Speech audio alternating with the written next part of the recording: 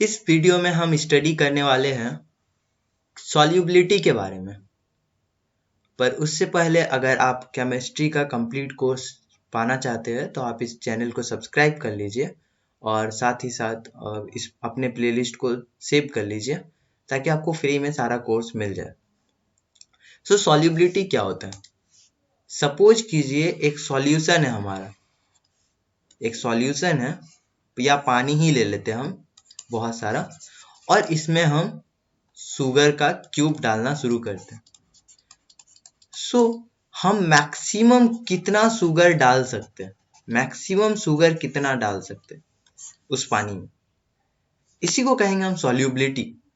यानी कि अगर एक सॉल्यूशन है, उस सॉल्यूशन में मैक्सिमम सॉल्यूट कितना डिजॉल्व हो सकता है, जितना ज्यादा डिजॉल्व होगा वही हमारा उसका सॉल्युबिलिटी होगा। और वो सॉल्युबिलिटी डिपेंड करता है उस जगह के टेम्परेचर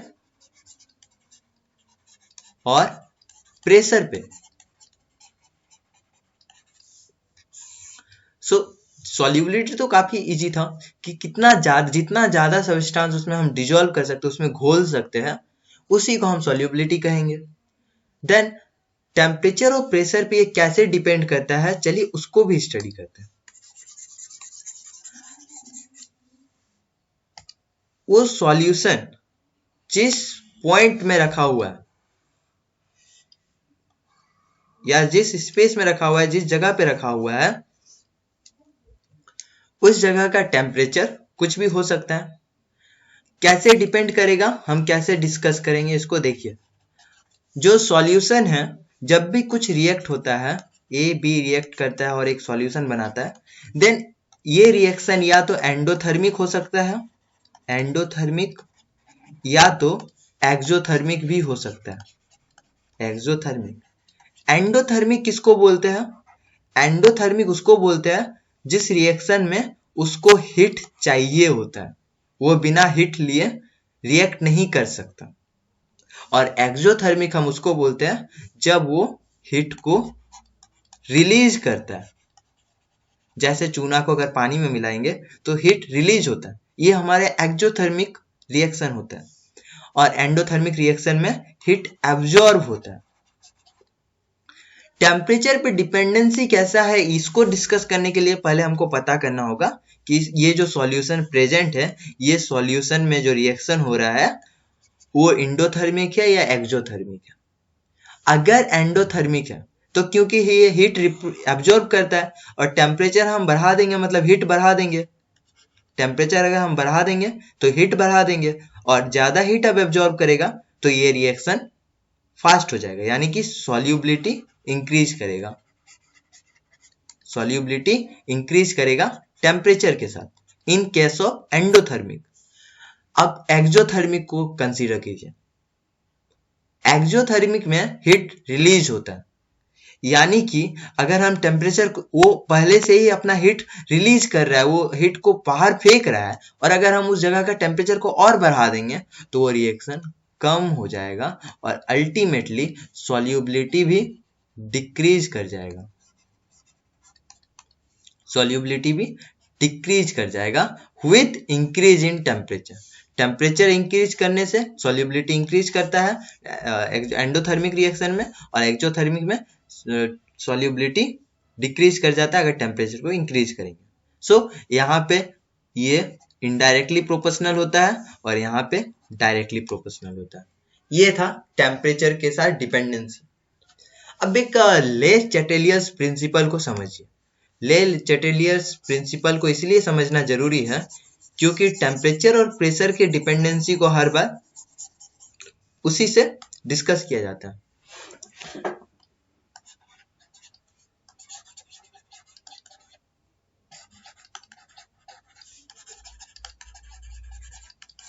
ये कहते थे, ले चैटेलियर्स प्रिंसिपल कहता है कि कोई भी रिएक्शन इस तरह से टेम्परेचर और प्रेशर पे डिपेंड करेगा कि टेम्परेचर और प्रेशर की वजह से वो रिएक्शन बढ़ना चाहिए, कमना नहीं चाहिए, मतलब सपोर्ट करना चाहिए।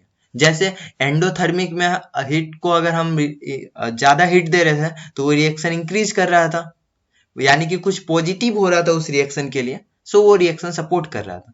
वहीं एक्जोथर्मिक में अगर हम हीट को बढ़ा रहे थे तो वो सॉल्युबिलिटी को डिक्रीज कर रहा था। सो ले चैटेलियस प्रिंसिपल यही कहता है कि इफेक्ट और काउज जो है ये दोनों, इसको समझने का एक बहुत अच्छा तरीका हो सकता है कि इफेक्ट और काउज जो होगा वो दोनों एक दूसरे को सपोर्ट करेगा, मतलब एक दूसरे के अगेंस्ट नहीं जाएगा। हमें समझना होगा कि कोई भी सॉल्यूशन में उस जगह पे उस कंडीशन में अगर हम प्रेशर को बढ़ाएंगे तो उससे रिएक्शन सपोर्ट होगा या रिएक्शन का और अगेंस्ट जाएगा। और इसी तरीके से ले चैटेलियस बोलता है कि डिपेंडेंसी जो होता है प्रेशर और टेम्परेचर में, वो इसी तरीके से हम डिसाइड कर सकते हैं। टेम्परेचर के डिपेंडेंसी को तो हम समझ गए, लेकिन प्रेशर के डिपेंडेंसी को चलिए समझते हैं। इसको समझने के लिए एक साइंटिस्ट है हेनरी एक रिलेशनशिप प्रेशर का और सॉल्युबिलिटी का बनाकर दिया, जिसे हम कहते हैं हेनरीज लॉ। हेनरीज लॉ कहता है कि solubility of a gas is directly proportional to the pressure of the gas। यानी कि सपोज दैट ये हमारा एक कंटेनर है और इसमें यहाँ पे वेपर प्रेजेंट है। सो ये वेपर जितना प्रेशर इसमें लगा रहा है उसके सरफेस में, उस प्रेशर के डायरेक्टली प्रोपोर्शनल होता है सॉल्युबिलिटी। अगर ये प्रेशर ज्यादा होगा तो सॉल्युबिलिटी ज्यादा होगा, अगर प्रेशर कम होगा तो सॉल्युबिलिटी कम होगा। मतलब प्रेशर हम जितना ज्यादा करेंगे उतना ज्यादा उसमें सॉल्यूबल चीज सॉल्यूबल होगा, उसमें उतना ज्यादा हम लोग घोल सकते हैं सॉल्वेंट को। और प्रेशर अगर ज्यादा नहीं होगा, कम होगा, तो उतना कम हम घोल सकते हैं। ये कह रहा था हेनरीज लॉ। हेनरीज लॉ को एक और तरीके से लिखा जाता है, चलिए वो भी समझते हैं। लिखा जाता है कि mole fraction of gas in solution. हमारा जो सॉल्यूशन होगा उस सॉल्यूशन में जो गैस प्रेजेंट रहेगा, उस गैस का मोल फ्रैक्शन डायरेक्टली प्रोपोर्शनल होता है प्रेशर ऑफ द गैस का।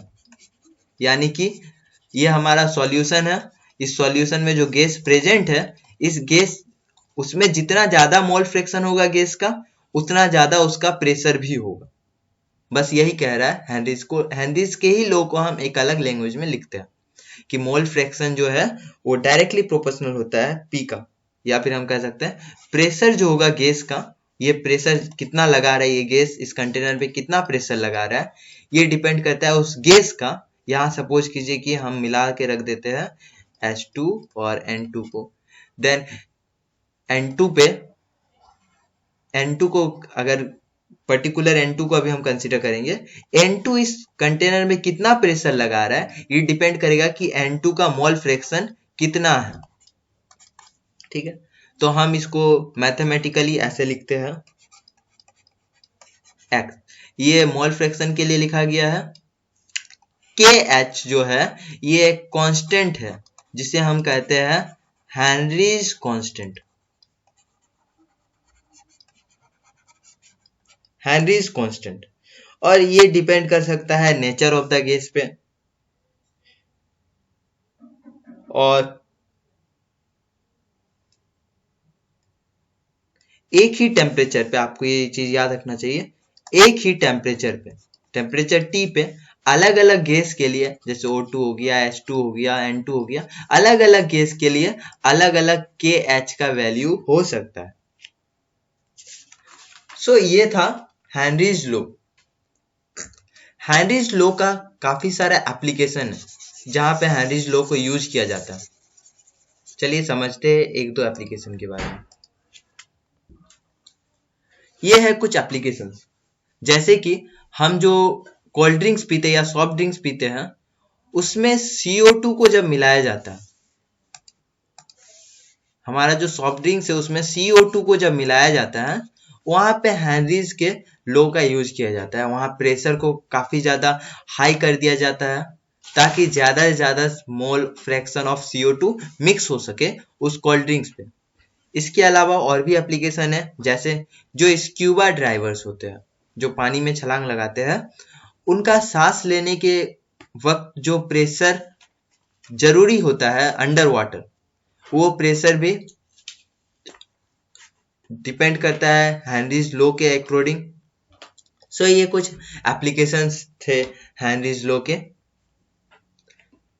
आप इस चैनल को सब्सक्राइब कर दीजिए और साथ ही इस प्लेलिस्ट को सेव कर लीजिए ताकि आपको केमिस्ट्री का सारा कोर्स मिल जाए।